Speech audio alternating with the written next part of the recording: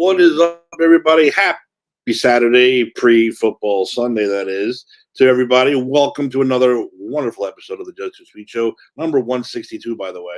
We're getting up there. We're getting old, but we're still hopefully staying relevant. I, of course, am big, sexy Mr. Tim Tabala with me, Mr. Dave Mello. Dave, what is going on this happy Saturday? Nothing much, Timmy. We got another. It's funny. We got college football today. We got wrestling, and we have the start of the NFL week. So there's been a lot going on in this week, and it's exciting. We actually had wrestling. What this is going to be? What week 3 in a row? Yeah, 3 in a row. That's right, because when you go all in, you got to go all out the following week. So that's how AEW does it. Yeah, we're going to get into preview for All Out tonight. Or is it tonight or tomorrow night? Tonight. It's tonight. We'll talk about All In from last week, and we'll talk about Bash and Blame. We never got a chance to talk about that. And, we're going to kick it off, though, with an interesting trailer drop this week, a couple days ago. It looks like a hatchet job. It looks like it's going to be a little rough to me. The Mr. Mcmahon documentary will be appearing on Netflix September 27th. We have someone who's seen pieces of that who cannot talk about it thanks to an embargo. Look that word up if you don't know it. The boss Steve gets access to that stuff for being the boss. Lucky. I was hoping he'd come on, but it's okay. We know he's a very busy man, betting and sleeping. I'm seriously sleeping, betting and drinking. He's got to prepare himself for all these different parlays he's putting on tomorrow. All your 75-cent parlays to win $250,000. Exactly. You got to make sure you parlay the local high school football game with a professional, and then like ladies hockey, whatever he does. I don't know how he does it. So that's going to be a good one. But Dave, as far as this trailer, we knew this documentary was coming. It's from Bill Simmons, a bunch of other people. And from what I've heard, it's going to be a complete hatchet job. And to see the people who are involved in it, they showed The Rock, they showed Hogan, they showed Brett. Of course, Brett. I mean, Brett's not going to miss a chance to shit on someone. Stephanie, Shane, Vince himself, of course, pre-evil mustache, pre-black hair. So I'm assuming this has been going on. This doc's been going on for a couple of years. They've been filming this thing, at least. Countless others are going to be involved in this thing. First impressions of this trailer when you took a look at it. So just to piggyback off what you're saying, allegedly it's been 4 years that they've been doing this. So I think a lot of these people that we've seen in the trailer that we're getting interviewed, I'm assuming a lot of these interviews were done pre-allegations, and they probably thought, oh, okay, this is going to be like a Vince thing, talking about Vince, like all this other thing, all this backstory on him. And then all this other stuff happened. So, I mean, they're obviously still, I'm pretty sure they had to sign an agreement so they can use all this footage. Yep.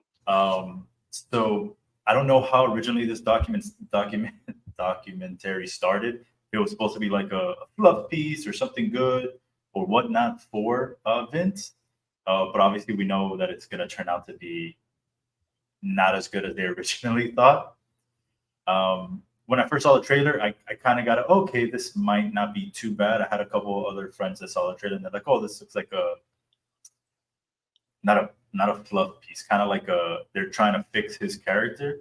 And then after hearing what some people are saying, especially some of those WWE officials, saying that they're upset with the way this documentary is going because that's not what they originally thought it was going to be.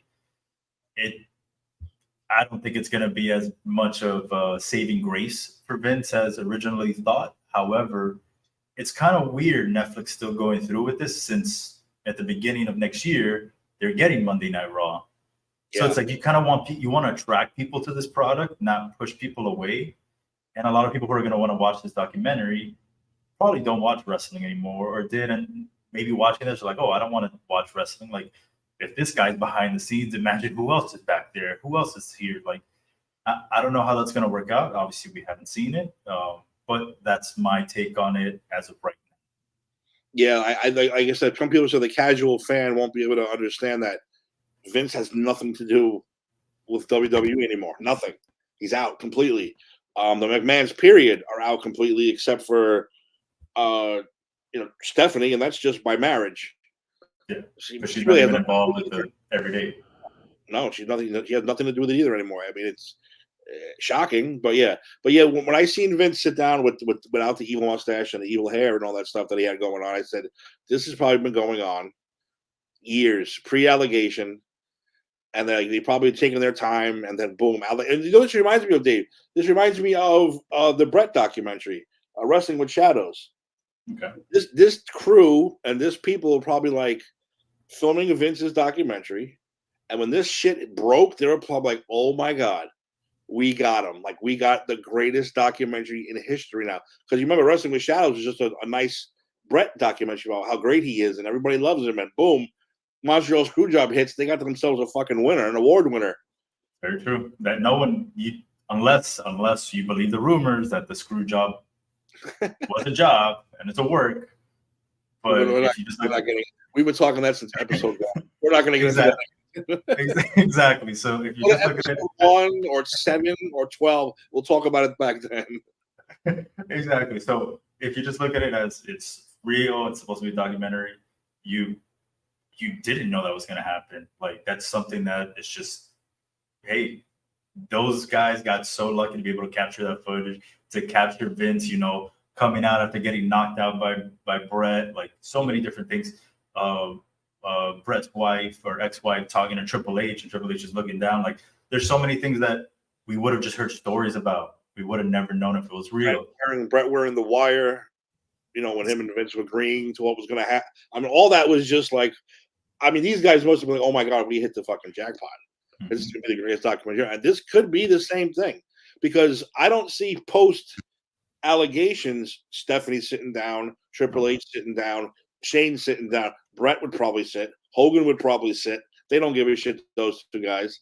But yeah, I mean, a lot of these people who took part were probably like, oh no, I don't Cena want would never sit. Like, yeah, Cena's one of the guys that, like, after all the allegations, was like still like invited Vince to his birthday dinner and stuff like that. So it's like, because they built like friendships and relationships, and they're really close. Just like I'm pretty sure that Undertaker, Mark Calloway, also would never sit for something like this. I don't think he did, but regardless of the fact, he would never talk anything bad about Vince.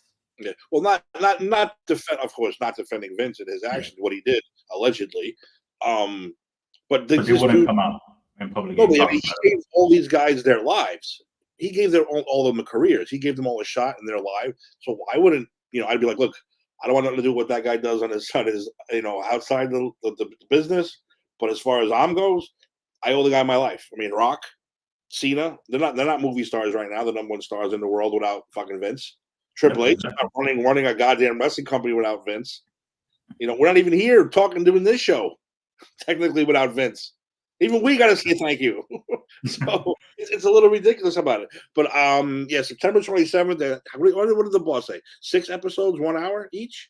Yes, there's 6 episodes. Apparently, he's watched half of them. But he said he watched half of the first episode, so he hasn't even done his homework yet on it. But yeah, it's 6 episodes, an hour each, and I'm looking forward to seeing it when it comes out in a couple of weeks. I'm hoping that it's all at once and not just like one per week, because then that would be very annoying. It's probably, I think they'll probably drop the first 2 and then be like, you gotta wait now. I hate that shit. I hate when they do that shit too. Ange chiming in. Hey, you can come on if you want to come on, but I guarantee we have more views than the pay per view will have. That's highly unlikely. The way that All Out performed, kind of almost the same numbers as SummerSlam, but we'll go there. We'll get into All Out definitely, because it was a good show. It was, and I enjoyed it. Oh. All right. Well, speaking of that, you said we were a couple weeks behind, so let's jump into Bash of Berlin was a couple weeks ago. Let's get into the results from that one. Overall, Dave, I'm getting tired of these. I don't want to call them foreign pay-per-views. Let's call them out of country pay-per-views, because they all seem to be underwhelming to me. And I thought Bash of Berlin was very underwhelming. Wasn't bad, wasn't great. It was just kind of straight like okay, here's wrestling, watch it, go watch something else now when it's over. I mean, that's my opinion. I don't know what you thought. No, I agree with you there. I think I've been a little bit vocal about how WWE's pay-per-views have been not the greatest since WrestleMania. I feel like normally WrestleMania isn't normally the peak normally have like SummerSlam that you get it that peak right back up there with WrestleMania. But I feel like since WrestleMania, things have kind of peaked entertainment wise, and you can say that's because the tribal chief is gone, because there's no formidable foe for Cody.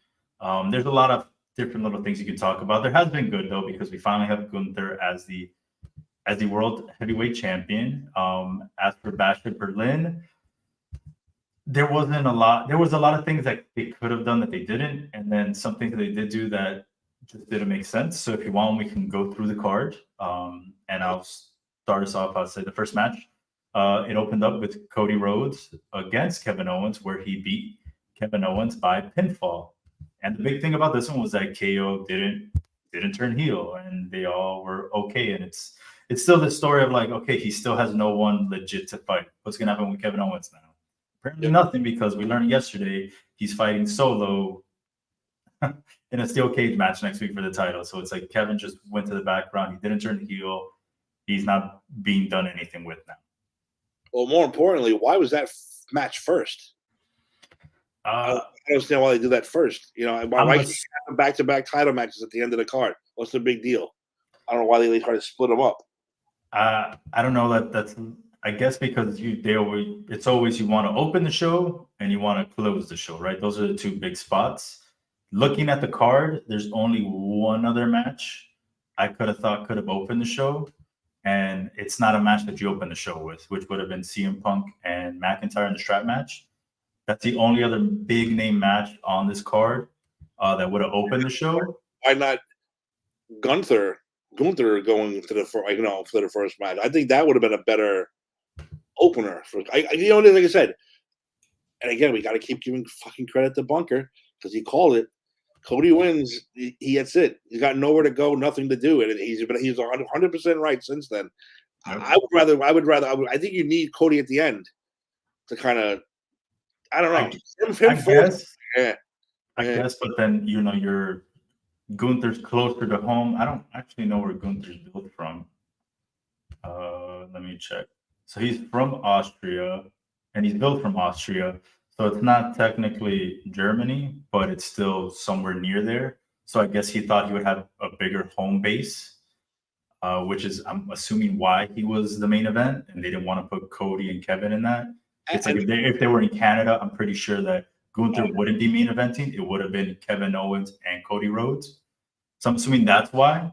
Well, let's just say, too, Berlin, not that exciting crowd. No. I mean, compared to the crowds that we've been getting overseas, the crowd was kind of eh.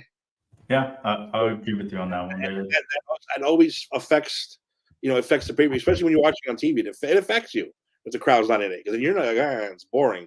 It's not in it. They're not really into it. And they weren't into the first match.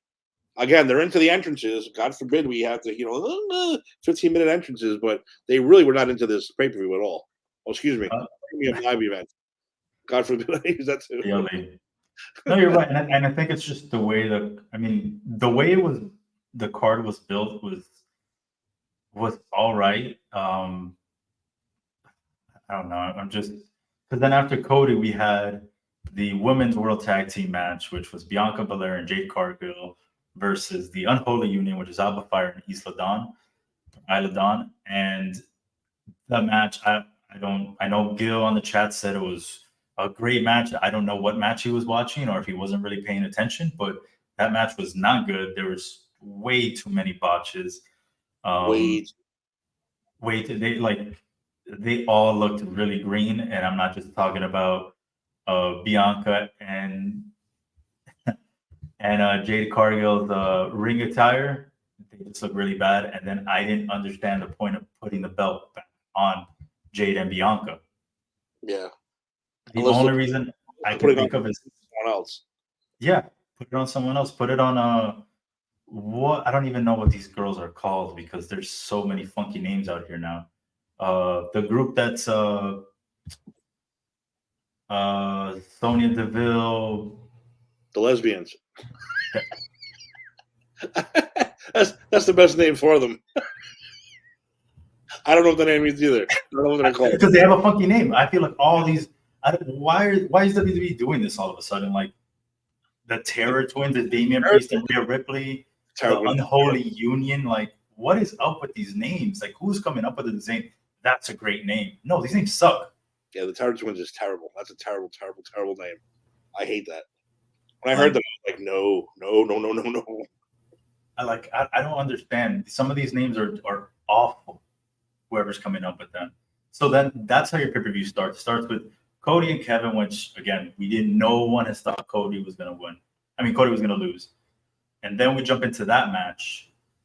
And from there, then you had, was it a CM Punk and McIntyre, which I thought was a decent match. And being of that, we can bring in somebody now who is one of CM Punk's biggest supporters, you know. I'm surprised he doesn't have a Pepsi logo tattooed on his shoulder. I do. It's on my ass. You want me to show it to you? Ant, what's up? How much, guys? How are we doing today, How are you gentlemen? enjoying your Saturday? Good? Have you got your fill of football so far? No, not at all. Anymore. Exactly. No, A lot more to go. You didn't want to watch Texas whoop on Michigan? I watched a little bit earlier. And real quick, we already discussed at the beginning, though, but let me get your opinion too. What's your comment of the trailer for the Vince doc? What do you think? Complete hatchet job, or are they the luckiest producers in the world to fall upon this thing? I think the timing of it, I think that Bill Simmons just happened to luck out with the way the timing of it played out. They've been filming as evident as they've talked about. They've been filming for 4 years. They have interviews from what feels like every relevant star that the company's had over the last 30 years. I mean, literally over the last 30 years. So, and then you even have Paul Heyman's interviewed in it, Eric Bischoff's interviewed in it. There was a couple other ones that I saw that were going to be in it. It's pretty in depth.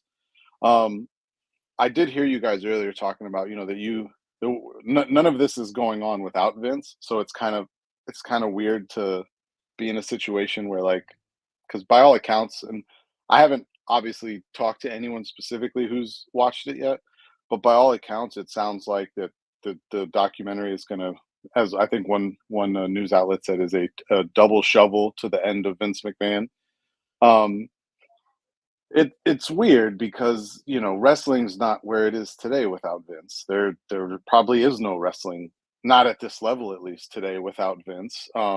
We probably never get a WCW without Vince. We never get an AEW without Vince. None of this is here today without him. So, in one sense, we should be thankful for Vince for what he did for wrestling, but that does not mean that we have to agree or condone with any of the things that he has been accused of doing or has done or anything like that. So we'll see. I'm interested to watch it.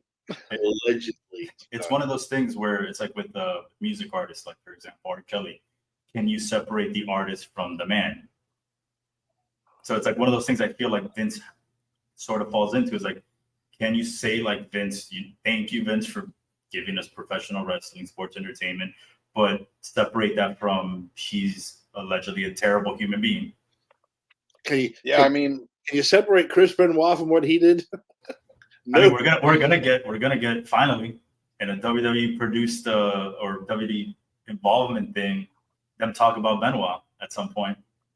Supposedly they're saying that some people in WWE are mad about the documentary. I don't know why though. Vince is not involved with them anymore at all, so I don't see what the problem is. Well, it's like I would say it's like if they made a documentary on one of your really good friends, and it was just them bashing him the whole time. I'm not sure Vince has any really good friends left in that company at this point, honestly.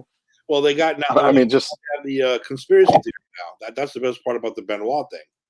Now they have conspiracy theories. He did not kill them. He did not kill himself. Somebody else was in that house with him. Blah blah blah blah blah. It's like, oh, here we go. It's going to get crazy. It's going to get crazy again.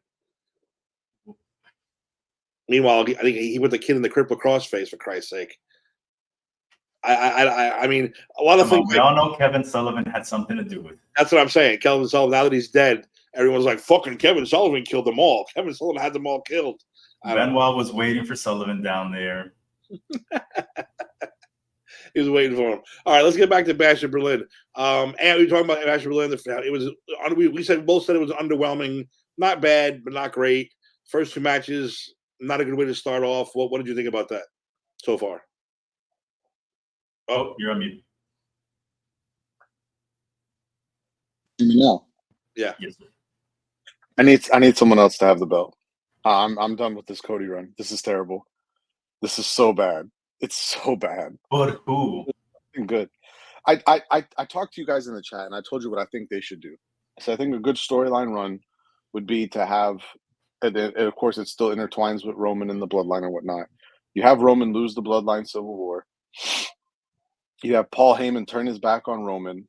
You have Paul Heyman attach himself to Cody. Cody goes heel. We get finally a good Cody heel run, which I think we need right now because this face run is just fucking terrible at this point. And you allow Roman to go from the very bottom and to build himself back up as your ultimate face, because I think Roman would be a way better face than what Cody is right now. So that's what I want to see happen. Is it going to happen? Probably. And I think that's what's hurting Cody more too. Everyone wants Roman. Nobody wants Cody anymore. Everyone wants Roman. Now he's a face, and finally, everyone wanted Cody to win the damn belt. Then Cody won the belt, and everyone's like, "Give it back to Roman." Yeah. But that's the funniest part about it. Oh, fucking, he got to lose. He got to lose. How could he not lose? All right, give it back to him. We miss him. We want him to have it back. We lied. He should have held the record. Give it back. So then, what happens now with Solo Sikoa and this new bloodline? Wait, they're going to turn on him. Let me tell you real quick. Sorry. Because this has been, I'm sorry, but that whole thing too is a complete failure, just based on the fact that the Tongans are boring, and they botched. Whoa! Tonga Loa is entertaining as shit. Oh yeah, because he botches everything. It hurts exactly. He is entertaining though.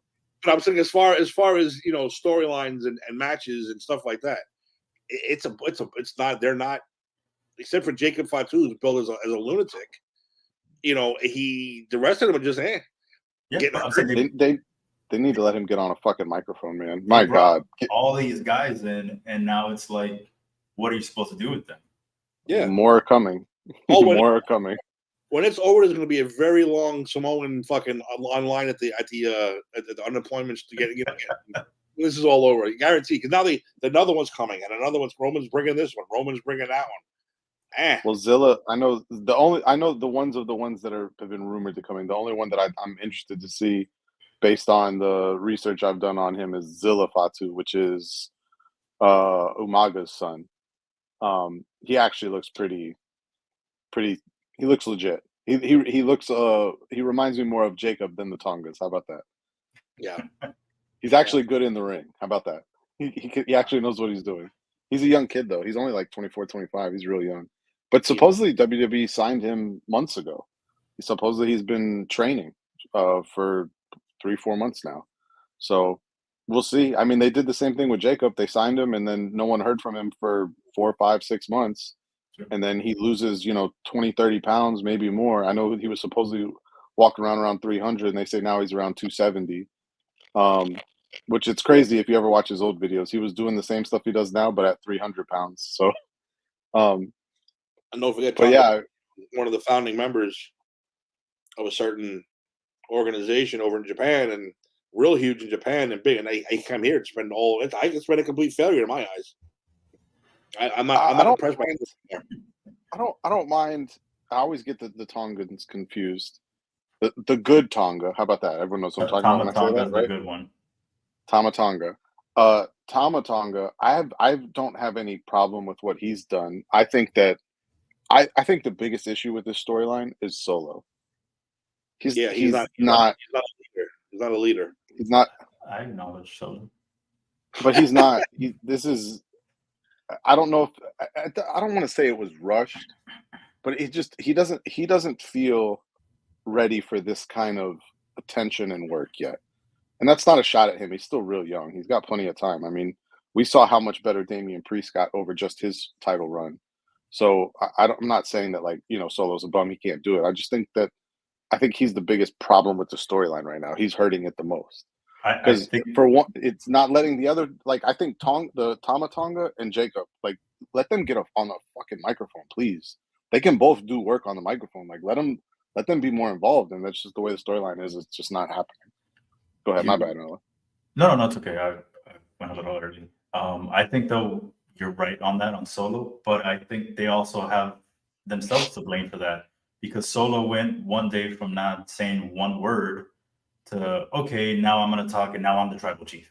Mhm. They didn't do anything to like slowly build them up at all. Yeah, I mean, I think you know their mistake was they should have beat Roman right after WrestleMania. Not Roman just disappear and he's all the tribal chief now.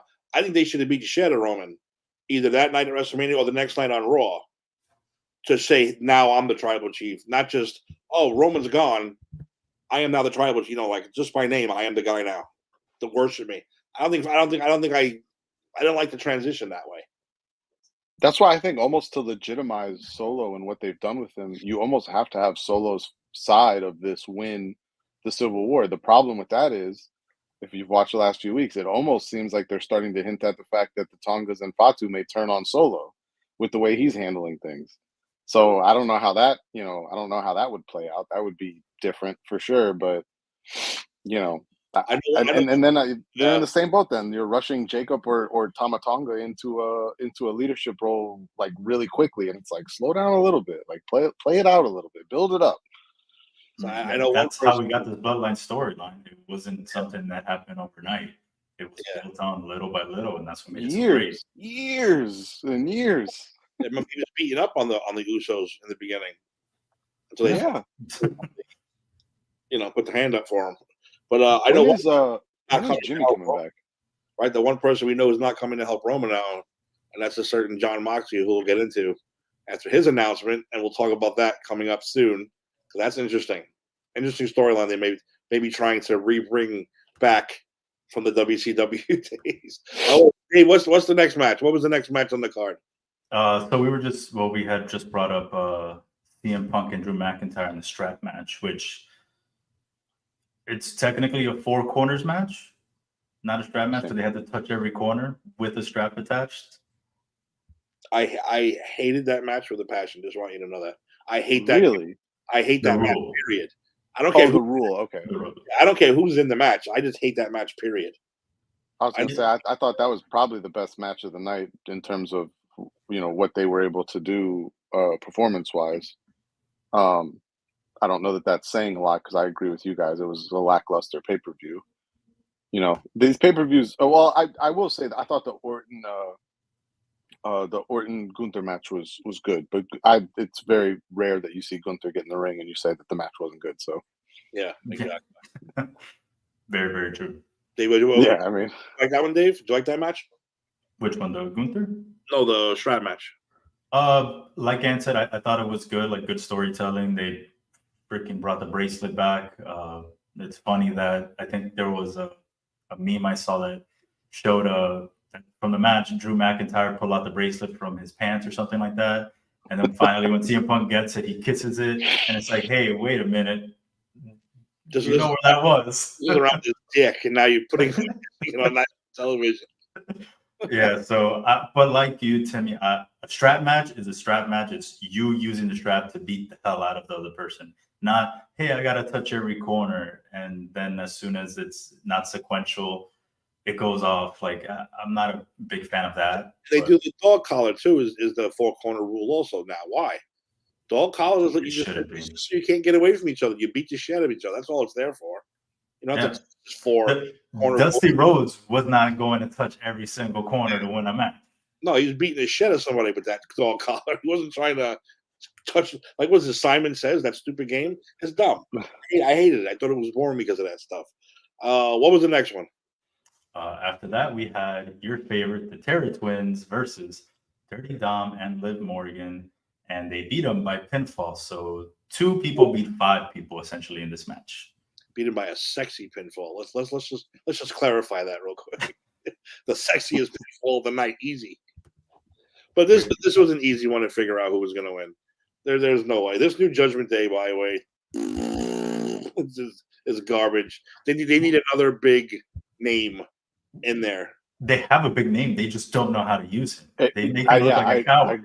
I agree with Mello on this 100%. Finn Balor can 100% lead a faction. Oh no, my God, let him lead a faction. I just mean that Carlito and what's his name are just JD. they're fodder. They're Oh, yeah. nothing.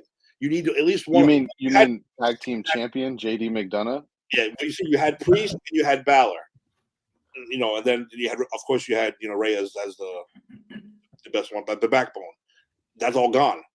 Now you just have Liv, who doesn't care about anything but Dom, and two other idiots. And then you got poor Finn Balor all by himself.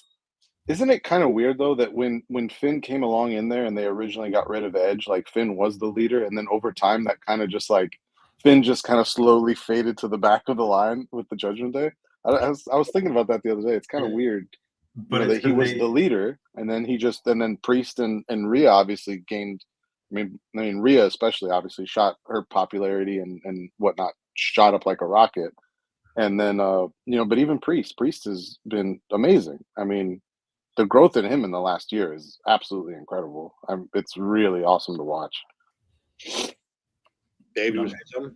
No, definitely. I think the problem with Finn is that he was on the end of so many of when Judgment Day was starting, all their losses. Like Yep. he was taking the pin. He's the one that the demon lost twice.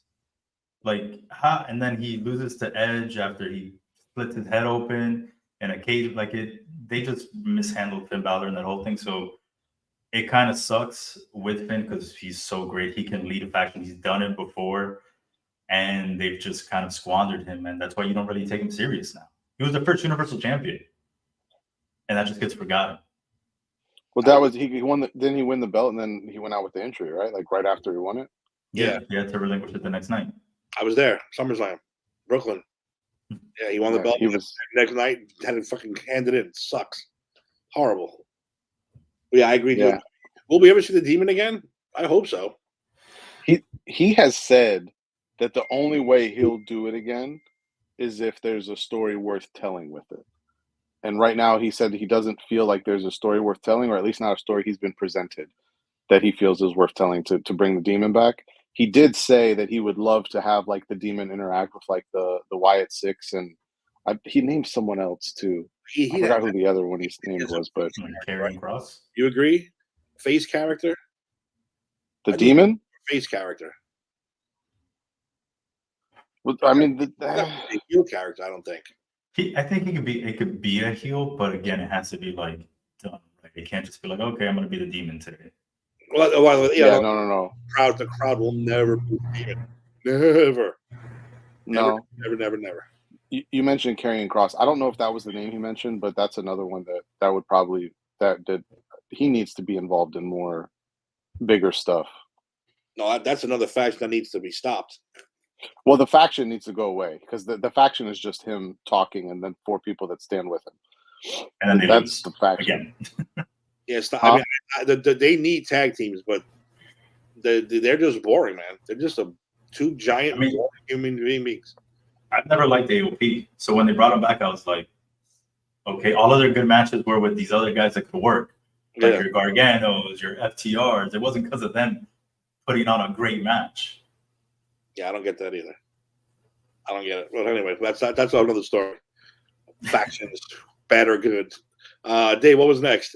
And then we ended our final match, which was Gunther versus Randy Orton, and he beat him by technical submission, meaning that he did not tap out.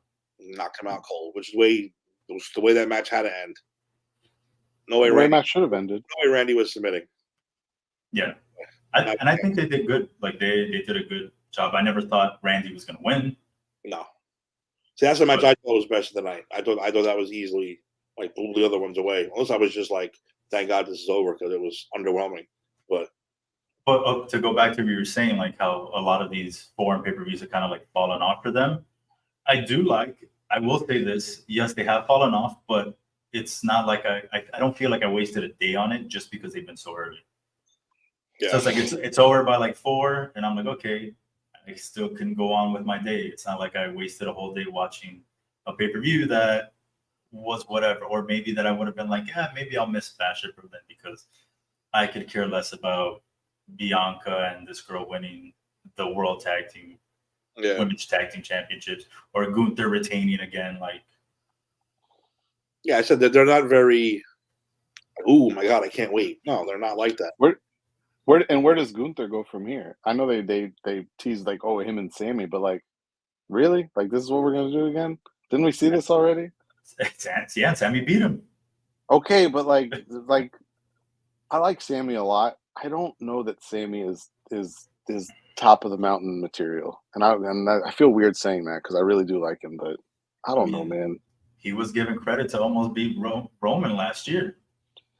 Well, he was that run he was on there when he was in the bloodline and left the bloodline. That was just them catching lightning in a bottle, and they wrote it out, and it obviously hasn't led anywhere because as soon as that kind of died down a little bit, it went back to just okay, whatever.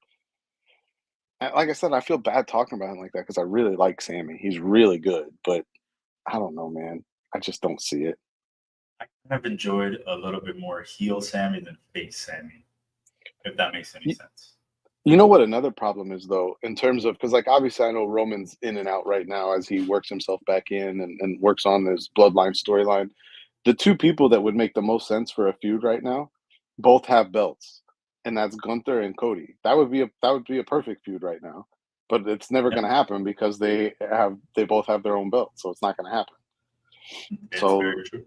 That would have been a real legitimate threat to Cody. exactly. That it makes so much sense. It's perfect. But instead they put the heavyweight belt on Gunther. And so we're not going to see that for at least what 6 months to a year, at least, if not longer. I would After say, WrestleMania, after this whole bloodline shit's done, even though bloodline yeah, shit's never done, but I would say even longer, just because. I mean, if you think about it, when is Gunther really going to lose his belt again? The rumor and thought is maybe when he faces Cena, but that's not going to be anytime soon. but that's not going to be for at least it's not till 2025. It's 4 or 5 months away at least. Exactly. And then who takes the title off of Cody? Like right now, we have what we're in September. There's 3 months left, or if you count September. Who in that time frame could step up and you'd be like, "Yep, that guy can take the belt off of Cody." Yeah, we know the name. There's one name, and he's the only name. Joe Hendry. Joe Hendry. That's right. No, it's Roman. It's Roman. There's no one else. No one takes Solo seriously. And like I said, I don't think that's a fault of Solo. He's still young. He's still learning. He'll get there, but he's not there right now. It's Roman. It's only Roman. I'm not gonna lie. What I'm really afraid that they're gonna do is that Rock's gonna come back and they're gonna give and the Rock's gonna be the one to take the belt off of him. And I don't like I understand that Brock had title runs as a part timer, but The Rock feels like even less than a part timer, you know? And to it just feels weird to have him take a belt off of one of your like superstars like that. Like because as much as I'm not crazy about what's going on with Cody, it's hard to deny that he's one of their probably what three or four biggest stars right now. What if they do like a quick transition like they used to do back in the days where Rock takes it and then Cody takes it right back? Rock wins Sunday night WrestleMania, and then Cody wins on Raw the next night. Yeah, Well, no, I wouldn't say that much. I feel like you'd have to give the final boss, like at least coming out with the belt, talking to Smack, and then the following pay per view, it'd be like I don't know, War Games is 5-on-5, but just some other pay per view, like right in the next pay per view after, not like the next night. I mean, I guess you could do that, but it just see that's what sucks about giving the belt to The Rock is that it's automatically a timer. I mean, technically, obviously, anyone wins the belt, it's a timer. But like, if The Rock gets the belt, it's a super timer. It's like, what is this? 30 days, maybe 45. We got here, like, Okay, so maybe like a no, you're right. Because if that were to happen, it would have to happen like it's not going to happen at a Survivor Series or it's Mania. The only way that I happens wouldn't is say Mania. I would say maybe Royal Rumble. But then that so if it happens at Royal Rumble, then is the plan to put the belt back on Cody? Is Rome? So does it happen at the Royal Rumble and Roman happens to win the Royal Rumble and that sets up for we finally get the Roman Rock match that we begged for years and then nobody wanted last year when we had a chance to get it. I wanted it last year. It's seeing how it is played out. I think I don't know, man. With the way Cody's story was going at the time, it still made sense for it to be Cody. Mhm. But And man, I like heel Rock because he was not going to be a heel oh, if heel he Rock was he wasn't going to be a heel against Roman. bringing back the prime Hollywood Rock like that is chef's kiss, man. That was beautiful. Yeah, Remind me of being a little kid again. definitely. But I mean, that could be. I didn't even think about that. But I mean, Roman win the Royal Rumble. I don't know. I think that's what you got to do because then that can. So that makes sense now. So let's play this out. So we get to the Rumble. You have The Rock and Cody as your main event, and earlier that night you have Roman win the Royal Rumble. You know, and it would be more fitting if he does it from an early entrance spot, but I don't know that Roman. I don't know that they'd want to put Roman through like that long. Maybe he enters at like 18 or 20 or something like that and wins it. Um, but then that sets up perfectly to where then you have it set of Rock Roman, and it's not like a interfering with any storylines. It plays in with everything. Like it works that way. You finally get the feud that we were promised, and then what? You have what is it? It's like 60 days, 90 days in between, right? Royal Rumble and WrestleMania, something like that. Yeah, it's normally like. Well, actually, no. I What's think in it's the longer. middle? I think it's longer this year because I think it's WrestleMania is like at the end of April now. I don't think it's scheduled for the beginning like it normally is. But in between, you have Elimination Chamber, which normally is the person that they decide who's going to face off the other champion at WrestleMania. Whoever doesn't get Okay, selected. But which we're not even concerned about that because that'll be for Gunther's belt, so it doesn't. We're not worried about that. yeah. But that gives you that gives you another pay per view where you can maybe get to the loose ends of the bloodline storyline in this incarnation of it, and then you lead to your WrestleMania of your Rock Roman. I think that makes a lot of sense. Yep. I'd be all for that. I think. But they got to figure out something with Cody. They just don't have anyone for him to compete with. And I mean I get it. He's trying, and I think that's why they went this route of like, oh, he's gonna face oh my god, Back. he's gonna face Kevin Owens, and he's gonna face oh my god, who AJ Styles. Thank God I couldn't fucking pull the name. I got something in my eye and it's driving me nuts right now. I thought And just out of we nowhere. had to start all over again. I was like, oh shit, we got to start all over again. Thank God. Thank God you guys are still going. No, we kept it going. So yeah, so let's loop Tim in on this then. So Tim, with Cody, obviously we're supposed to get a Rock Roman fight. Wouldn't it make them if we were talking about who could possibly take the belt off Cody, and Dave said, what about The Rock? And while I'm not crazy about The Rock taking the belt off of Cody, because even though every time someone wins a belt, it's always a timer until they lose it. With The Rock, it feels like that timer is even more condensed because he's like a super duper part timer. Like he's not even like a part timer in the way that Brock was. And so, but then you could have Roman win the Rumble, and that leads perfectly into a Roman Rock match that's meaningful at WrestleMania. I mean, I honestly, yeah, that's the only way I can see them going that direction. There's no way Rock and Cody are done. There's no way Rock and Cody are done. Timmy, do you want some bad news right now? Oh God, what's the bad news? I'm going to read the exact headline. Northern Illinois' Cannon Woodley kicks go-ahead 35-yard field goal with 31 seconds left in 16-14 win over Notre Dame. Wow, they lose something. They beat Texas in their stadium, Texas A&M, whatever, but they can't beat Northern Illinois. That sounds about right. 16-14. That sounds about right. I'm not shocked. I'm not shocked at all. Wow, that's a big. I'm pretty sure a lot of people lost money on that one today. Ton of money. No, I'm not surprised. That's just what they do. They go into the toughest stadium to play in, and they win and pretty much dominate on defense, and they lose to fucking nobody. This makes sense. Wow. But like you were saying though, I agree with that. If Rock's going to come back and do his once a month thing and win the title that way, that's how they're going to have to do it. And I think they are going to set up Rock Roman for WrestleMania for the title. Because now Roman and Cody are both faces. You're not going to see that rematch yet. So you got to have Rock take the belt off of him. Roman beat Rock at WrestleMania. That's the only way I see it going right now, unless they switch gears somehow. And I mean, I think the difference between having The Rock hold the title and someone like Brock Lesnar or Goldberg is that, yeah, maybe The Rock isn't going to be there today, but if he records a promo or something like that and sends it in, but when he does show up, it's gonna get eyes more than if Goldberg showed up and when they gave him the belt, or Brock Lesnar. Like, you're gonna want to hear him because The Rock can talk. Yeah, and the guy's rescuing Santa in a couple months, and then he's got Moana, 2 different versions of Moana coming out. The guy's got, just way more out there. So, Well, I want to see that Santa Claus movie, by the way.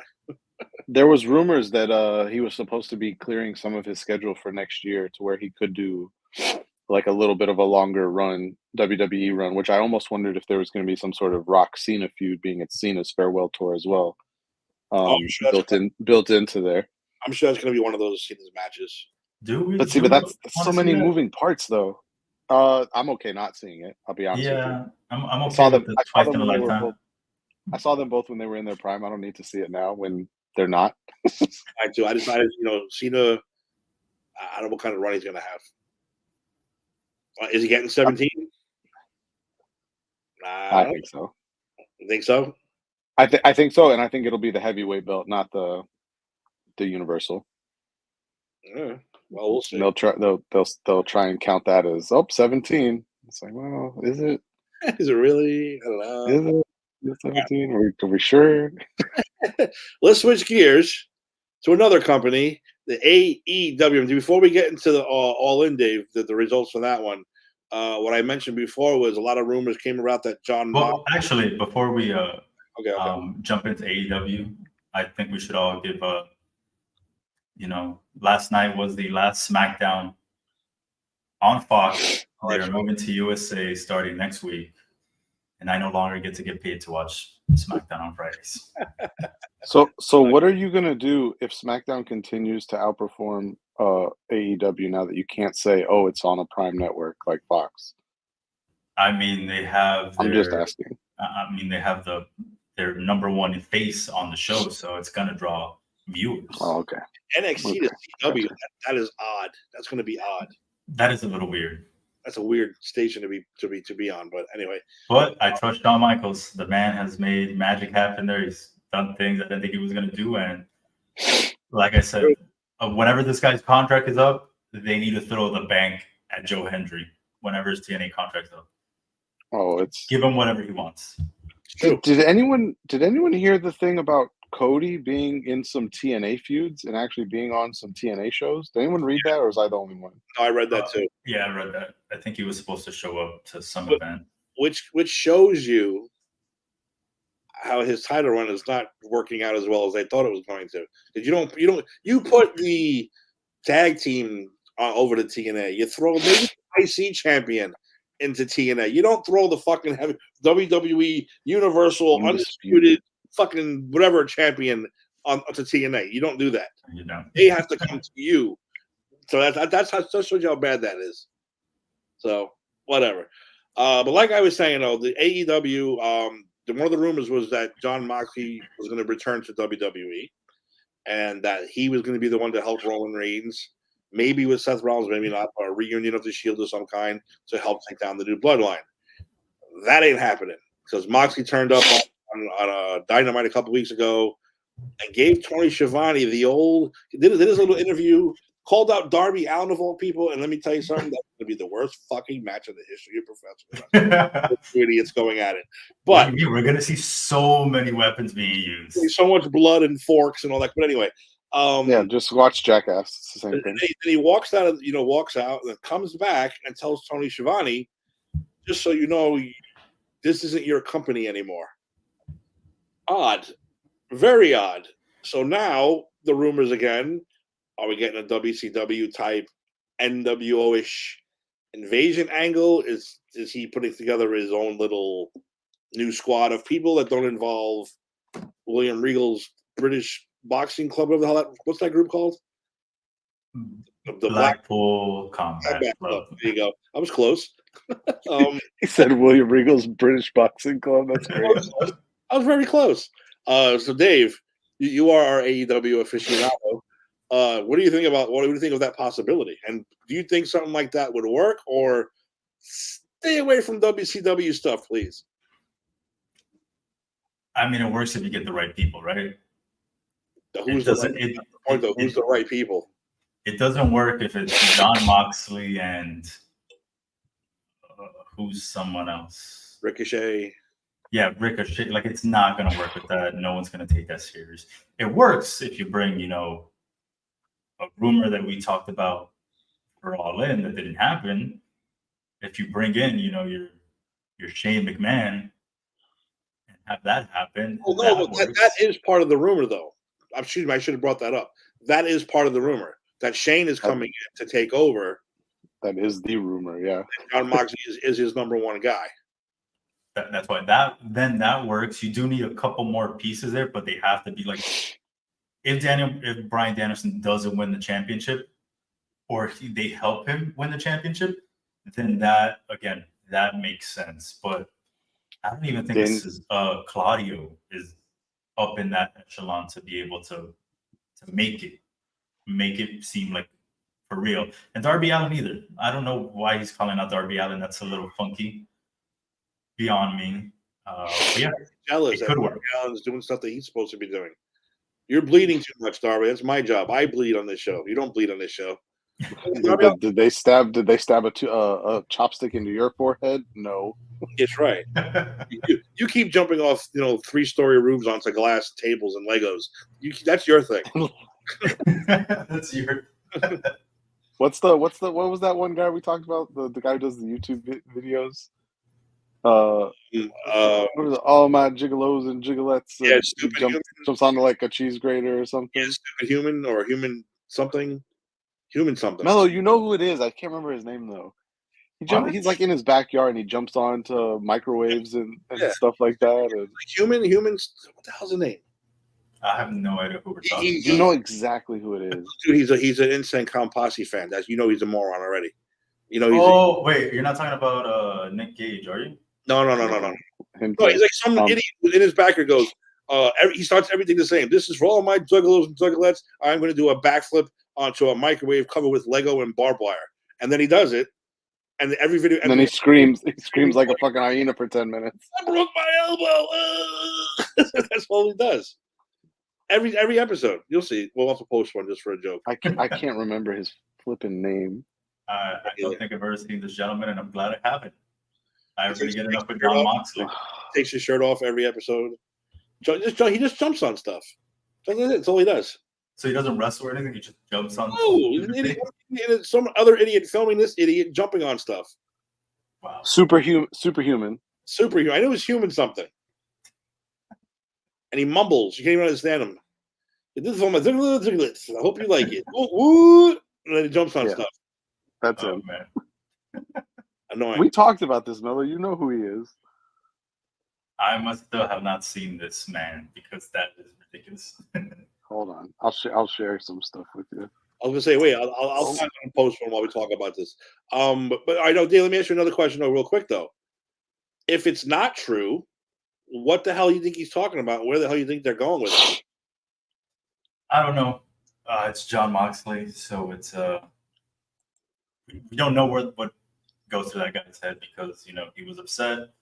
Again, we talked about this many times. He was upset about where he was going in WWE to just essentially doing the same gimmick here in AEW, except now he gets to bleed and I guess, I don't know, make himself feel like an 80-year-old man. Mm-hmm. So I don't know. Maybe, let's see, the only other person that I could think that could fit that mold would be Jericho, but Jericho's doing his own thing as well, where it just doesn't make sense. It doesn't make sense. Look. I said this before all the time that Jericho is one of the greatest because the guy keeps reinventing his character, but he looks fucking terrible. He looks horrible, He looks like Dana still, my friend Dana. He looks. The guy's got to stop. I'm sorry, but again, his new character, is hysterical. He keeps doing that. I mean, he hits home runs every time, but he just looks awful. It's got to stop, man. Stop, please. But yeah, I guess Jericho would make sense as far as if you're bringing in Shane to start a new faction. I don't think it's a good idea.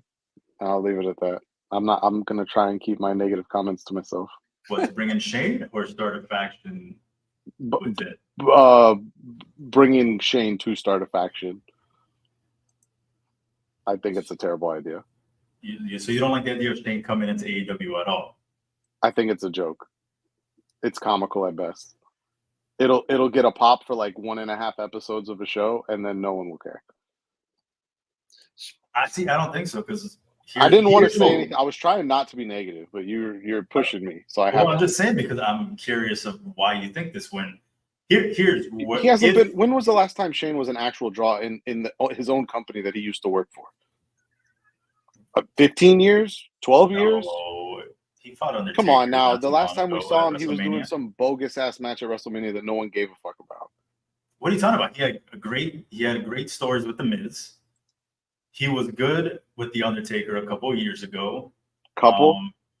Yeah, I forgot what WrestleMania that was. Couple? A few. I'm trying to think. There was another storyline there with him that I can't remember off the top of my head. Regardless of the fact, if Shane gets brought in to obviously do this faction thing, but behind the scenes, he's taking over that booking role from Tony, which is what I would hope he would do, or he helps Tony with it, then I feel like that's a good role. It's also a role that we have no superstar, confirmation or information that he's ever actually been involved in. We have no information that he was ever involved with any form of WWE booking at any point in time. Of course, he always gets the blame for when it's something bad. Like, I forgot the last time he showed up at a Royal Rumble, that I think he was the Final Four with Bad Bunny. He got all that backlash for that. Shane was the one who booked this. That's why he was in the Final Four and all this other bullshit. And then he gets it when it's bad stuff that goes. And that's why he didn't come back. That was the last time we seen him that run. I think so. Because he got a lot of shit laid out on him. Yeah, I remember that. And boom, instead of any of the fucking creative team that could have overruled him, Shane got the whole brunt of it. And then I think that was when Vince told him, okay, we don't need you right now. Go away. But doesn't that kind of worry you at all? Like, if this is supposed to be your saving grace as a booker, is the guy that can't keep himself out of being the big fish in the pond? Doesn't that scare you at all? There's not enough big fishes in this pond that's way too small for them as it is? It's not too small of a pond. It's way too small of a pond for the amount of names and money that they're paying. It's way too small of a pond. But Dave, let me ask you something. You are our AEW apologist and aficionado. Tony Khan recently, another one of his cocaine-filled rants about being the safest company. Come on, you can't defend that. They are a train wreck as far as like a literal train wreck of botches. Okay, because we don't see botches on WWE. They just get over. I'm not saying we don't see botches to the same level or extent. Do we need to rewatch Bash at Berlin or any Jade Cargill match? No, I'm not. Or how about Damian? No one talks about Damian Priest. Wait, what are we blaming Jade Cargill for at Bash at Berlin? Her botches? She's terrible. But no, I'm not disagreeing with that. I'm saying at Bash in Berlin particularly, what are we blaming her for? She had a lot of missed spots, or not being able to fall right. Right. That's every match she's in. What I'm saying is she wasn't a part of any major injuries or anything like that. Because even the one injury that happened, I think it was on Raw, it wasn't even her. It was Bianca. Okay. Well, we're not talking. I mean, injuries is what we're going to talk about. Or we're talking about botches, because what gets seen isn't injuries. What gets seen is the botches that gets overblown with all these WWE marks. What's up, Alex? Long time. Glad Punk won against Drew, but I don't think he deserves a title shot with Gunther yet. That's probably where we're headed, though. It's probably where we're headed. I don't think he deserves a shot either. Until Seth's ready. The Seth's not ready yet. He would have got that shot already. I don't think we're seeing Seth again this year. Yeah, probably not. I think they rushed him back, and that's why he's back out now. All right, hang on. I don't like giving this guy any more, but Dave, this is what we're talking about. Let's play one of these stupid things and be done with it. But yeah, this is every single video of his. This is Super Teacher. Today I'll be jumping onto this microwave. This is for chocolates and chocolates. So try this at home. I hope you like it. Whoop whoop. Fuck this shit! Oh. Yeah. Oh. Every one of his videos is like this.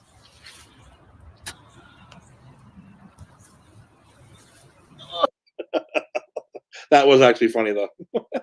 Thanks for watching. Oh my god! Thanks for watching. How Yeah, many views does that have?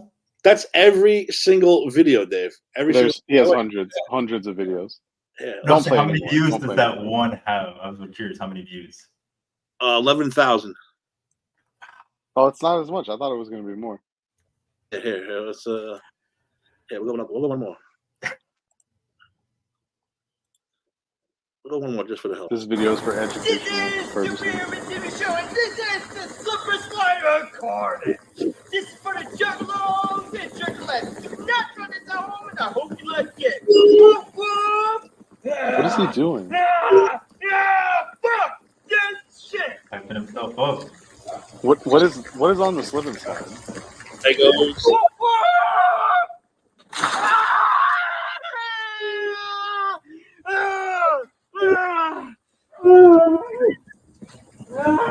I'm not fucking done yet. Always trying to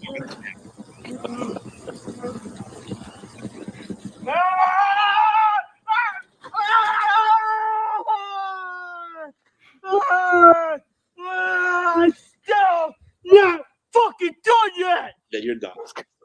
You're done. You were done years ago. You're done. Wow. Yeah, we don't have to keep watching. Yes, thank you. It's terrible. But yeah, that's what that guy does. That's all he does. That's all he's ever done. All right, Dave. Let's jump into it real quick. Let's jump into the results from All In, and then we'll talk about All Out. And you're muted, Dave. Why'd you mute? You mute yourself. You're muted. You're muted. There you go. There you go. You're still muted. I still can't hear you. Why can't we hear you? A lot of technical difficulties today.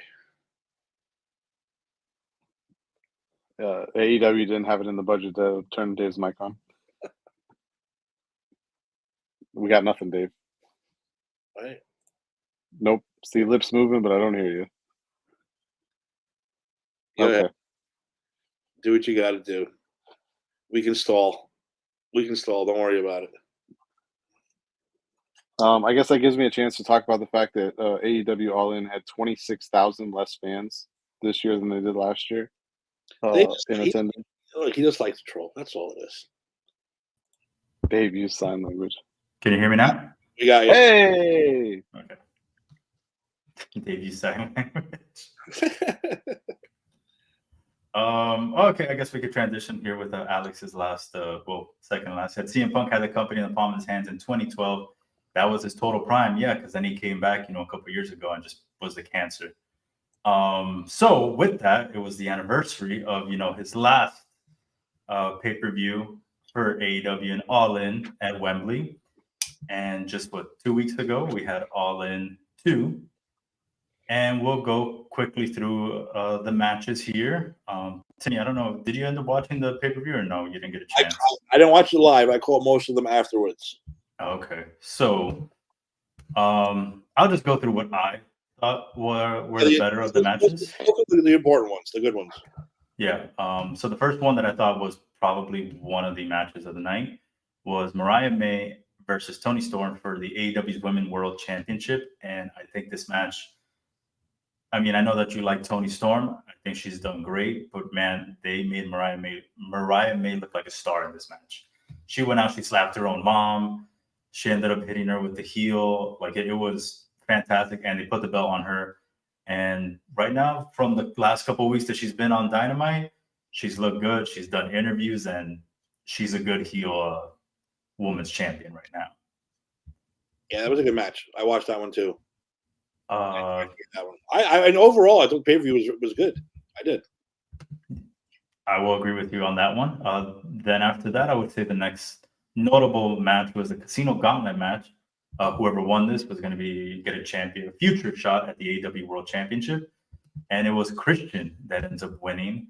And this is where Ricochet comes out. This is where Nigel McGuinness makes his return. So there was a lot of pops in this match, and I think Christian winning at the end was the right move, just because you can eventually play on to him and Bryan Danielson with the whole dad thing. And if they want to take the belt off of Bryan, I think Christian would be a good replacement there, because he would be a good heel champion. I do agree. I still can't believe it. Christian. Well, he's having the best run of his entire career. By far. Undoubtedly. And it's because he's been given the reins, like, here, we trust you, do what you need to do, which he was never given in WWE. Yeah, he wouldn't go back to WWE for all the money in the world. He's having such a great run. I don't think he's also probably making 12 times as much as he ever made in WWE over there. So he's earning it, though. We can finally he beats Edge. And good. That's he's beating Edge on something way better. And end of the career, end of the type run he's having. Yeah, and this is the Christian that we thought a couple years ago was retired. He was never going to get back in the ring. Like, he was done. The only thing I miss the ENC show on the network. Did you guys ever watch that? Oh yeah, fucking Totally Reeks of Awesomeness. That was such a great show. God, it was I recommend it highly. It was such a great show. It is. Okay, so then after that we have somebody who a lot of people tout as the GOAT right now, and you could say he is Will Ospreay versus MJF for the what's so funny, for the International Championship, where Will Ospreay got the dub. You say a lot of people. Do you mean yourself? No, there's a lot of people. Will Ospreay. Oh, I'm sorry. Will Ospreay right now, when he comes out and they're chanting Ospreay, that's one of the top. All 48 fans in the high school auditorium. All 50,000 in Wembley. 46,000, by the way, not 50. 26,000 less than the year prior. In the same stadium. They closed off more of the stadium than they were. Yeah, because they couldn't sell the tickets. That's how that works. It's not because it's because of the stage. The stage they used this year was a lot bigger. And why would anyone want to sit behind the Titantron so you couldn't see the event? They didn't sell all the available tickets, so it doesn't matter. That's not. Oh yeah, they didn't sell the available tickets. So what, they had like 47,000, so 46. 46,200 and something. The official number 46,476. And they opened up how many tickets? They didn't open up 80,000. Well, depending so from the start, it wasn't. Depending on when you want to look at it, because Tony Khan loves to do stuff like this. So they originally actually opened up 75,000, expecting to beat last year's total. But then when ticket sales weren't going very good, they reduced that number to 60,000, and then again reduced that number to 50,000. So which number do you want? Do you want the 50, the 60, or the 75? Allegedly. Exactly. Exactly. Next up, after that, we did have, I don't think it was the worst match of the night. I think Hook versus Jericho was. But this one let a lot of people down, I would say, and that's Mercedes Moné versus Dr. Britt Baker. And I think they just didn't have a lot of good chemistry within themselves. They had the story placed in there, but they looked really bad. After that, we had Jack Perry versus your favorite Darby Allin in a coffin match. Can I say something nice about Mercedes Moné before we continue? Yes. When you see her get into the ring with someone like Britt Baker, you realize how much better she is than a lot of other female wrestlers. But I'm genuinely trying to say something nice about her. I can't believe the genuine hate for her. That's not heel hate. They hating on people. Hate her. People hate her. I don't know. Yeah. I mean, I'm not a fan, but I don't get the hate that she's getting. I think it's because everyone found out she's making more than like every star there is. She's like their highest paid roster person right now. Maybe topped her now. That's not just. They say she's making like $15 million a year, and that's more than like everyone in WWE minus like Roman Reigns, which is insane. Hey, she's a movie star. She Yes, tell me about all the direct to DVD movies she's made. I'm sorry, I guess a TV star. She was on Mandalorian, Were they on PBS? Disney Plus. She was on The Mandalorian. Yeah. Yeah. She's a Mandalorian. Boom. A Mandalorian. Was it just like a brief cameo? Is that how I missed this? Or She was in a couple episodes, no? Couple episodes, yeah. Season 2, I think. She was one of the ones right at the beginning. apparently I'll have to go back and rewatch this because I had no idea. Yeah, you'll see what a great actress she is. Yeah, I'm sure she had all of like 3 words that she said the whole time she was on the show. 5 words. I mean, if we look back at her track record, she's a better heel. She knows how to get under people's skin. We can go back to her NXT days when she made a little girl cry at ringside, and that's memorable. That girl's a wrestler now. She is. Which is ridiculous to think. All right. So the next up, we have Darby Allin versus Jack Perry in the coffin match, which had Jack Perry, bring out the real glass and looked at the camera and said, "Cry me a river," with the thousands of fans chanting FCM Punk, which was a fantastic, fantastic moment. And, would have been good to experience there. Jack Perry ends up winning that and retains the TNT Championship. And finally, we had what I would say is the match of the night, which was Swerve versus Bryan Danielson for the AEW World Championship, where Bryan lost. He was going to retire. And I thought it went down perfectly, even with his wife and the kids there at ringside. It was a good play on, and they did a fantastic job, I thought, of storytelling in that. And Bryan gets the dub. And now he's world champion. Yep, I watched that whole match too. That was a really good match. He really is. He really has to be, I think, the best there is right now. No, I would say in ring wise, yeah, like he is top. He's top 3. If out of everybody who's wrestled in every single promotion, I think he's top 3 in ring workers. Who? Bryan Danielson. Bryan Danielson, whatever. And like if you hear like other people say, yeah, like in ring, I think Seth Rollins has said it that he's on his Mount Rushmore, like he's good. His maybe on the mic he's not always the greatest, but when he gets into it, like he did before fighting Swerve, where he said, "I'm the best effing wrestler in the world," he's never said that in his entire career. So for him to actually finally admit it and just get emotional with it, that's when like he's at his best and you feel it more. And he's produced great moments. I mean, the Yes movement on its own, like the fans were able to change an entire WrestleMania plan in a matter of a month and a half. Because he wasn't supposed to be at that WrestleMania 30 main event. And it worked then, not like last year. It didn't work. Is the neck thing? Is it a story or is it real? Do we know? I don't know I know that the reason he had to leave so many times from WWE was head injuries. Like he was getting like concussions too often. He had like issues with his spine and his neck. No, that was real. That was all real. Yeah. Yeah. No. I knew it was real originally. That's why he retired. I'm asking because supposedly he was in an interview just a couple weeks ago saying that he basically said he wasn't sure how much longer he could do this. He knows he's going to have surgery again. He's starting to get numbness in his limbs again, like he did before when he had to have surgery and couldn't wrestle. So he made it seem real, but then they put the belt on him, and it doesn't sound like he's leaving anytime soon. So I just kind of question if it was real or if it was a story. If it was a story, I kind of don't like it, but to each their own. I mean, it was either that or retire if he loses. Well, that's why I kind of thought he was going to lose because I thought like this was his going away. Like he's going to put on a great match, which he did, and then just lose and walk off into the sunset with his family. I mean, it doesn't make sense to win your last match if you're retiring due to injury, but that's just me. I could be wrong. I think without getting too much into the kayfabe of everything, the win losses aren't, in my opinion, what these guys should be worried about, and I think most of them aren't. It's more about the performance you put on and the entertainment value of what you're doing. Yeah. And that's why I thought that this was, but then again, like I said, I'm assuming the next stuff was real. So, but I mean, I think that's how, if you notice, this is Bryan's first title at all in AEW.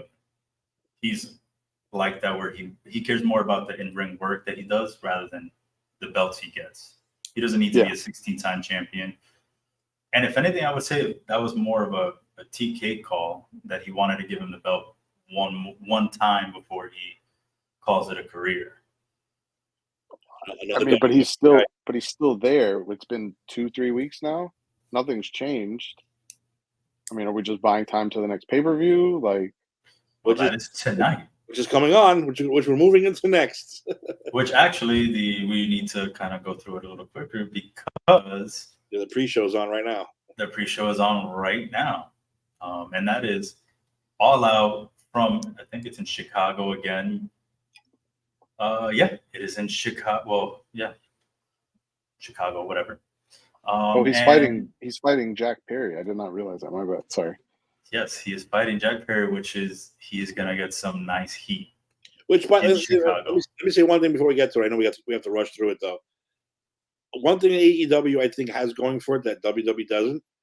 They have defined like number one heel, number one face going for them. It's hard to do that in WWE right now. Do they though? I think so. I mean, because you got Christian, you got Jack. I mean, you got Jack Perry. So where does MJF rank in all this? MJF right now, I think that they're unfortunately fucking with him. But I don't mean just mean number one. I just mean like really defined. Oh, okay. I get what you're saying. I get what you're saying. I took it too literal. I get what you mean. I don't mean like number one, like this is my number one. No, I just mean like You mean their heels and their faces are very clearly defined. It's not like how like the Judgment Day was like, are they heel? Are they face? We're not sure. The Bloodline was the same way at different times. You know, I get what you mean. I think AEW is more passionate. The fans are more passionate about is, like we love our heel, we love our face, and WWE. It's like, well, Cody has a great entrance, but what the fuck's going on with him? All right, Dave. Let's get to the prediction show so we can giddy up. All right. So our first match here is going to be for the AEW Tag Team Champions, and it is the Young Bucks versus the Blackpool Combat Club, which is Claudio and Wheeler Yuta, who also hold the AEW Trios Championship with Pac, but he's in a different match this evening. I don't think the Bucks lose it here to this Blackpool Combat Club. I think this also came out of nowhere, and it's what happens when you have a pay-per-view 2 weeks after you just had one of your big pay-per-views. Yeah, I agree with you 100%. What he said. Next up, we do have Mercedes Moné versus Hikaru Shida for the TBS Championship. And when does Mercedes go after the big one? I'm sorry? When she go after the big title, the main title. So I don't know if she's gonna go after. I don't think she'll go after it anytime soon. I think she's making this one feel like the big title, or trying to make it feel like the big title. So, and that's because they also have the two shows because thanks to CM Punk, now TK has to go back and forth between. So I don't think she loses this one either. I think Mercedes still doesn't have a formidable competitor to get these belts off of her, so I think she continues on her title reign. I agree. And you don't want to chime in there on Mercedes?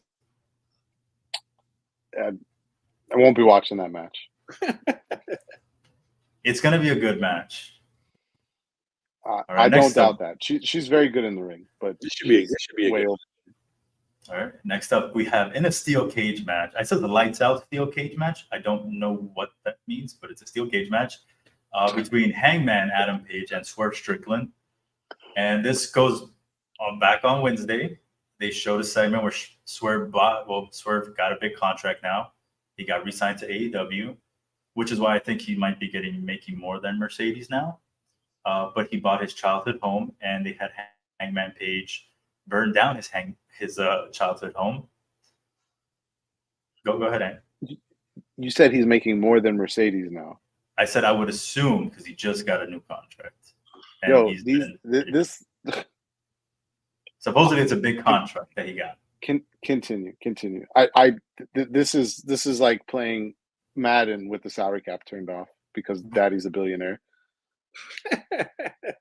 But instead of signing never mind. I don't want to talk bad about Swerve because I actually do enjoy Swerve, so I'm not going to say anything. And bad this storyline has been brewing for a minute, for a long time.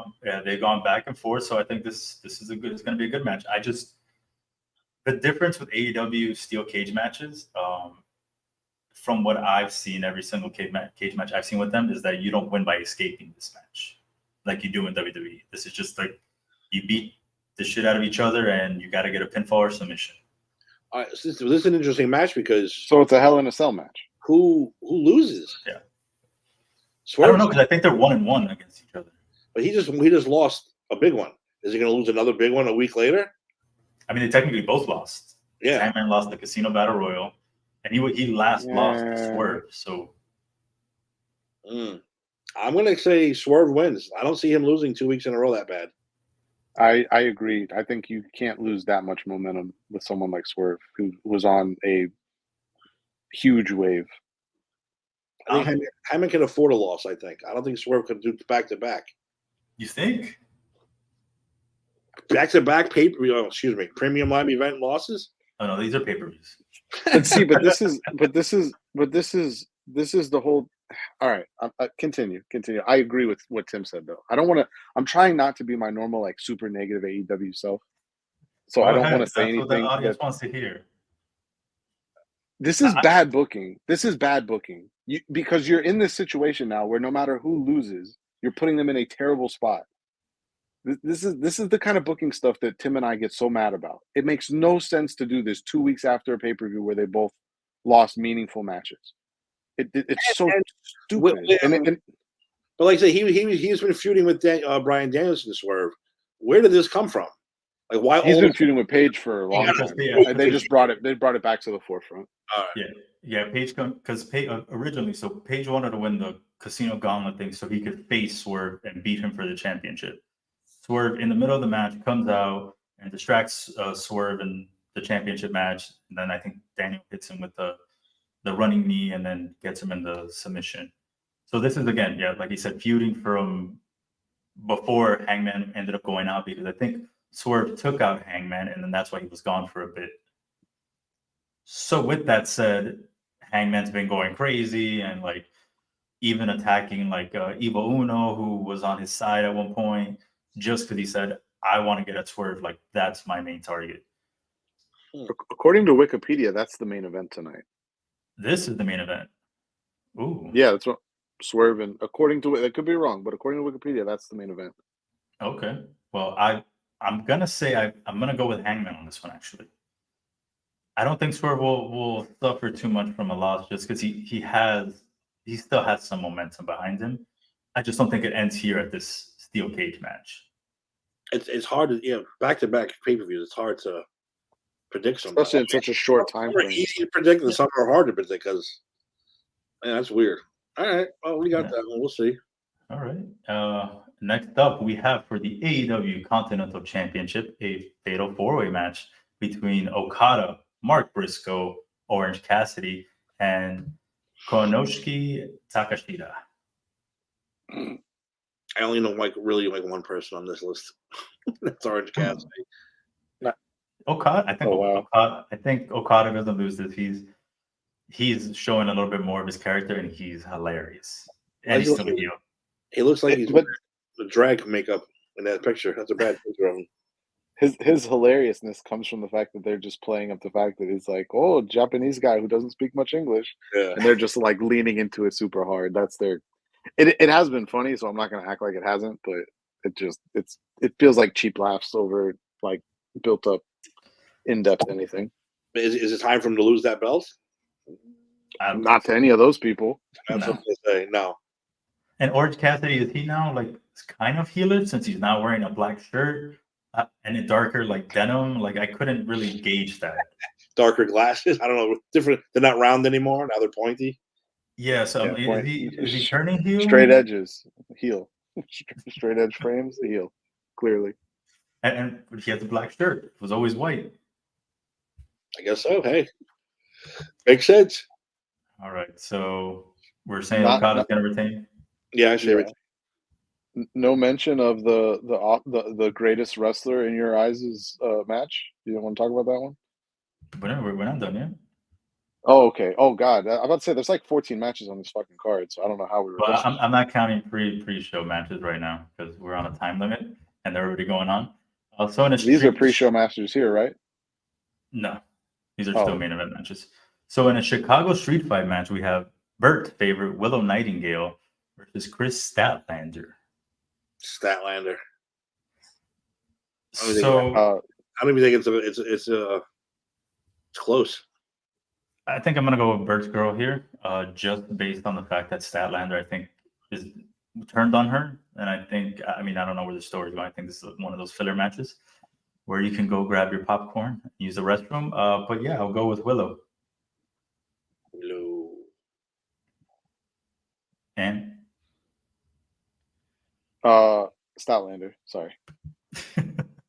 all right, and now we have MJF versus Daniel Garcia.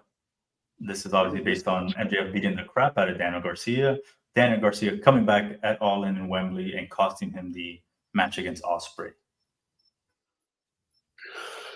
I think this is one of the harder ones. This one I would say is the hard one because I feel like this one you go into like what Anthony was trying to say earlier. Whoever loses here, like what momentum do they have? I think there's one guy that could afford a loss more than the other, but do you have him lose? Hasn't MJF lost like 3 in a row now or 4 in a row now? No, he just lost the one. He just lost the one against Ospreay because remember he beat Ospreay for it, and then I thought he lost back to Ospreay. no, he beat Ospreay. No. I'm sorry. I thought he lost to Ospreay and before that had lost to Swerve. No, he hasn't fought Swerve. Who the fuck am I thinking of then? Yeah, remember he changed the name of the belt from the European to the American title, and then he lost it. Yeah, no. I remember. I could be misremembering. I thought he had another match in between there where he lost to another big name. He might have, but I think that was before the Ospreay. I thought it was after the first Ospreay match, in between the second one. Remember, maybe you're thinking about Ospreay because I remember Ospreay fought Swerve, lost to Swerve, then lost to MJF. That's what it was. You're right. I'm mixing the two up. The two up. You're 100% correct. That's exactly what I was thinking. Yeah. So I think MJF could afford the loss here. It's just like, do you have him lose? I disagree with him being able to afford a loss. I don't think his run since coming back has been very good, and I think a loss could be bad for him right now. But it does help Daniel Garcia, he's another guy who apparently just got a new contract, and you're trying to build up a younger star. At some point in time, and this is what I was trying to say earlier as well, at some point in time, these guys, you can't be worried about wins and losses. That's not what this is about. It's about storytelling and the performance you're able to put on. If they have this many personalities that are this worried about wins and losses, that they're in these situations on a weekly basis, it's not good for business. They should not have to have all these matches on a weekly basis where we have to have a conversation of like, actually, who is going to win? Because this could be really bad if this guy loses or if that guy loses. But that makes it good for the fans because would you rather know that it makes it good that you don't know who's going to win? It makes it good that you know who's not. You don't know who's going to win. I do agree with that. But you still have to live with the results of it, and that's where the problems come in. Agreed. I'm going MJF. I think I'm going to go Daniel Garcia on this one. I'm going with Tim on that one. I think MJF needs a win right now, and it needs to be a really good match. And you can still make Garcia look good because if MJF wins, he can just cheat the knocks, the ring, whatever it takes to win. You're not wrong there. I'm thinking building your younger guy. So, all right. So next up, we have the current GOAT and AEW Intercontinental Champion. I didn't know you like Pac that much. Sorry. Will Ospreay versus 1/3 of the AEW Trios Champions, Pac. Ospreay. 100%. Yeah. I think this match will be good because they're both high flyers. But yeah, I think Ospreay takes this one easy. Yes. Do you promise me we're not going to get like a 15-minute Cirque du Soleil synchronized dance in the middle of the ring? I cannot promise that because Pac does a lot of that. Well, Ospreay at least, fights and it can be a heavy hitter, but Pac has a lot of the flippy, dippy stuff. And that's because he's smaller. He's a smaller guy. So he's got to show out that way. He can't be like a bruiser because it's not that believable. Yep. Go. Let's go with Dylan McKay Jr. What did you say? Next match, Dylan McKay Jr. Okay. Again, it's like if Rey Mysterio were to like have a beatdown with Ospreay, like you don't believe that he's gonna beat him down. He's got to do some flippy dippy stuff. Hey, he beat Batista and the big show. Let's not forget that. I don't mind the flippy dippy stuff. I mind when it's 8 minutes of a match straight of reversals and flips and armbar, reverse armbar, backflip, double backflip, triple backflip. It's just like it's gymnastics at that point, and it's impressive to see the athletic feats. But like, come on, please. When I see stuff like that, it makes me feel like people don't know how to work matches. So all I know is in my head I hear JR going flippy dippy, flippy dippy. Oh my God, it's flippy dippy. With me, it was the armbar thing. I cannot think. Anytime I hear armbar, just Chris Jericho. Armbar. Move 107. Armbar. The Saskatchewan twisting nerve pinch. Next, armbar. Oh, one of the greatest segments of all time. Was.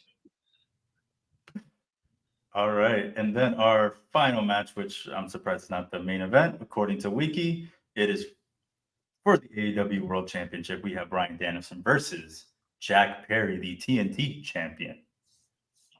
No way they take that belt off him a week later. I don't think so. if he's retiring, they do.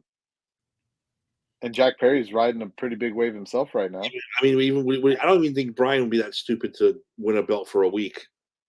I mean, even if he's retired. It's 2 weeks, Tim. It's 2 weeks. Come on, Dave. Get with me. Justify it. Nah. It is 2 weeks, and it is in Chicago. And I think, you will get some Jack Perry winning a world title in Chicago. Come on. That's what I'm saying. Come on. You would get. I know you guys are going to kill me for The saying most this, but you would get serious like Hulk Hogan joining the NWO like reaction if Jack Perry wants to have the title. It would be pretty good fucking heat if he won in Chicago. And he's Dave, all both you're of doing those is belts. convincing me that this is what TK wants to happen right now. That's literally all you're doing by everything you're saying. I mean, it'd be phenomenal. Yeah. I would definitely be shocked. I would be kind of happy. I would love to see the audience reaction because throughout the whole time that he comes up, they're going to be booing him. They're going to be chanting CM Punk. They're going to be chanting F Jack Perry or whatever. Like it's Jungle Bitch. I don't know what they're going to be chanting, but it's going to be good. That's great. I'm still going to go with Bryan Danielson. That's where I would put the money. But that would be pretty fucking hilarious if they made him in Chicago. That would be pretty funny. I would never bet on professional wrestling, so I wouldn't put money on anyone. But I think that the most Tony Khan thing ever would be to have Jack Perry win the belt.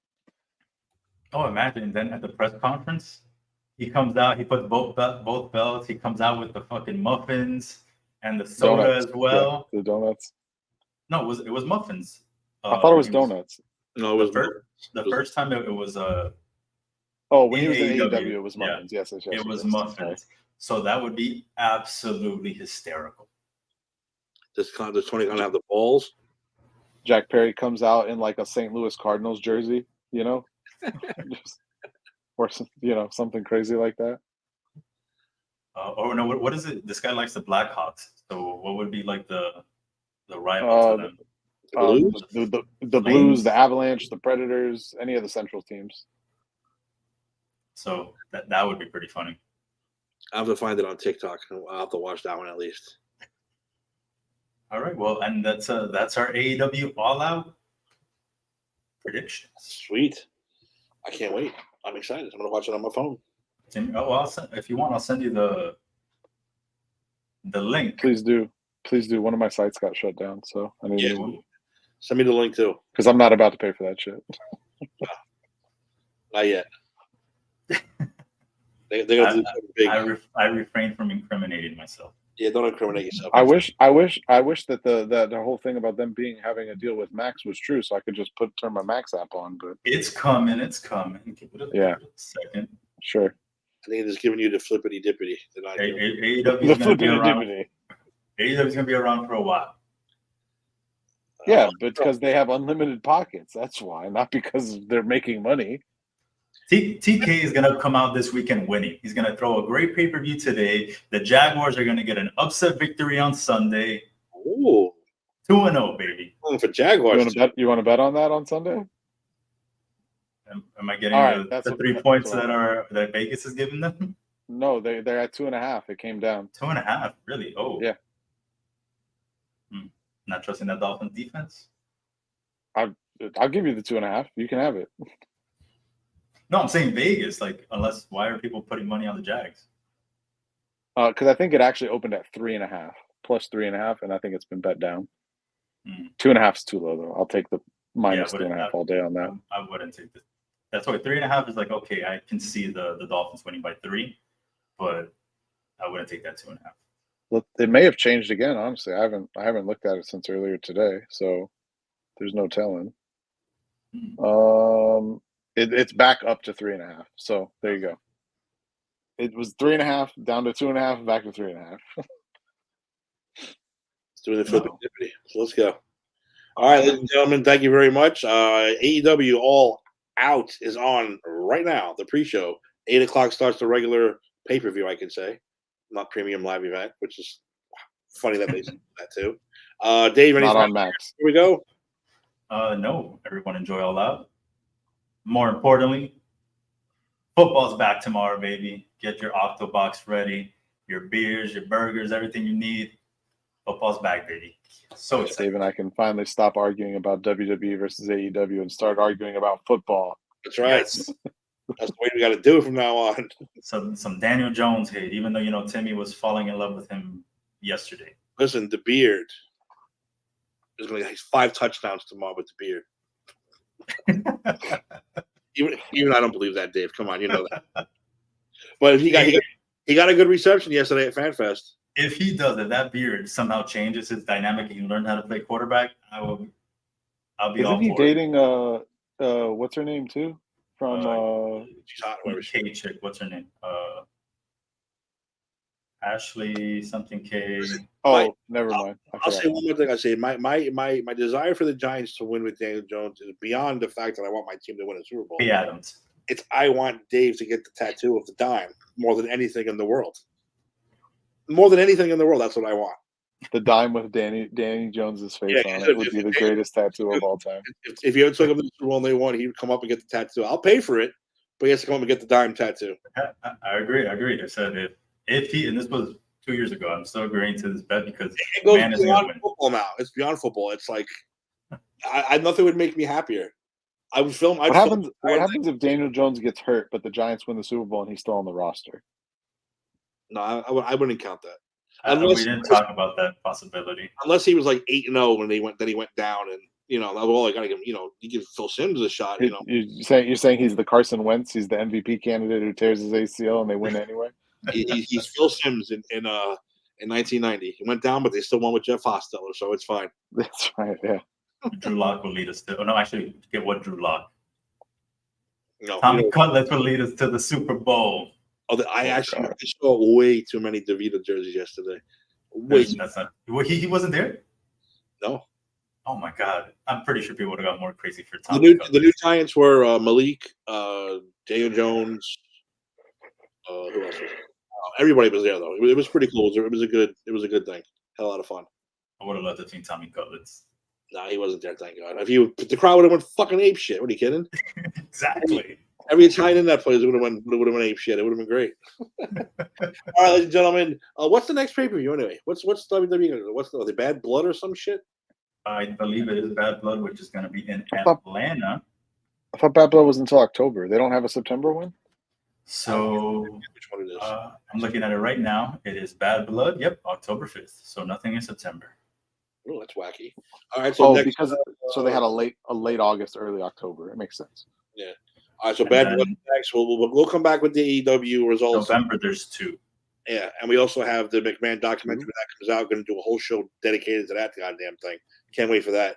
Update on Eric. Negotiations still underway. I've understood. Eric has brought down a couple of his demands. They're trying to meet in the middle.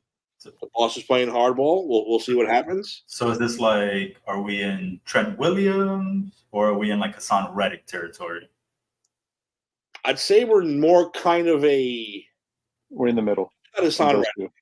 We're definitely not Hassan Reddick. We're more like a Jamar Chase. Okay. Like he's there and he's ready, but he's just not going to step his foot on the field yet. But he's there. He's showing up to like other, he's ready to go.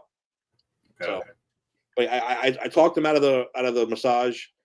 I talked him out a bunch of things. So he's working on it. So hopefully we'll see that soon.